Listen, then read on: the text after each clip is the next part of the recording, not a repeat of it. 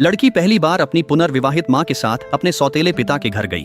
उसका मजाक उड़ाया गया क्योंकि उसके जूते गंदे थे, लेकिन लाइलाज कैंसर से पीड़ित लड़की के आखिरी दिनों में केवल उसका सौतेला पिता ही था जिसे उसकी सच में परवाह थी।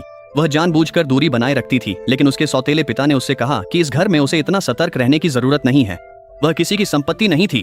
अपनी पिछली जिंदगी में वह लड़की पूरी जिंदगी बीमारी से जूझती रही थी। उसने अपने जैविक पिता के जुए के कर्ज चुकाने के लिए हर संभव कोशिश की थी। आखिरकार उसने अपनी जान देकर अपने पिता को जागरूक किया। उसके पिता ने कड़ी मेहनत की और अरबपति बन गए। अब इस जीवन में पुनर्जन्म लेने के बाद छोटी बहन ने बिना किसी हिचकिचाहट के अपने जैविक पिता को चुना। लड़की समझ गई कि उसका भी पुनर्जन्म हुआ है। मजबूरन उसे माँ के साथ सौतेले पिता के घर जाना पड़ा। रास्ते में माँ उसे नियम समझाती रही। लड़की ने सोचा पिछले जन्म में उसकी बहन सौतेले पिता की भावनात्मक उपेक्षा से अवसाद में मर गई थी, पर लड़की खुद लाइलाज कैंसर पीड़ित थी। वह अपना शेष जीवन किसी शांत जगह बिताना चाहती थी। बाद में लड़की रोज बालकनी में धूप सेंकती। सौतेला पिता उसे चुपचाप देखता रहता। उसे लगा बीमारी छिपी है, पर पिता को सब पता था। उसने लड़की से तबीयत बिगड़ने पर बताने को कहा। संयोग से लड़की ने अपने सौतेले पिता का एक राज जान लिया। विटामिन की बोतल के अंदर कैंसर के इलाज की दवाइयां थीं। उसने महसूस किया कि उसका सौतेला पिता भी उसी की तरह है। दोनों अपनी जिंदगी के अंत की उलटी गिनती गिन रहे थे। रात में लड़की दर्द के कारण सो नहीं सकी। तभी वह अपने जागते हुए सौतेले पिता से मिली। दोनों ने एक दूसरे के राज छुपाने का वादा किया।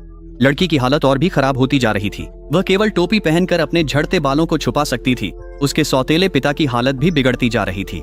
दोनों एक दूसरे का ख्याल रखते थे। जल्द ही एक फोन कॉल ने उनकी शांत जिंदगी को तोड़ दिया। उस दिन छोटी बहन अपनी माँ से पैसे मांगने आई, क्योंकि उनके पिता ने न सिर्फ घर बेच दिया था, बल्कि जुए में $50,000 का कर्ज भी ले लिया था। मजबूर होकर माँ ने लड़की से सौतेले पिता से $50,000 उधार मांगने को कहा। लड़की के मना करने पर गुस्साई माँ ने उसे थप्पड़ जड़ दिया।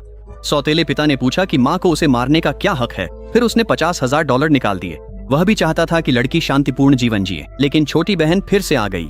वह समझ नहीं पा रही थी कि इस जीवन में उसने साफ तौर पर पिता को चुना था, फिर भी वह अरबपति क्यों नहीं बना। छोटी बहन मानती थी कि सब कुछ लड़की की गलती है। उसने अपने पुनर्जन्म का राज खोल दिया, लेकिन लड़की ने उसे बताया कि पिछले जीवन में पिता की सफलता उसकी जान के बदले में मिली थी। फिर उसने अपनी टोपी उतारी और शांतिपूर्वक अपनी माँ से कहा कि वह मरने वाली है।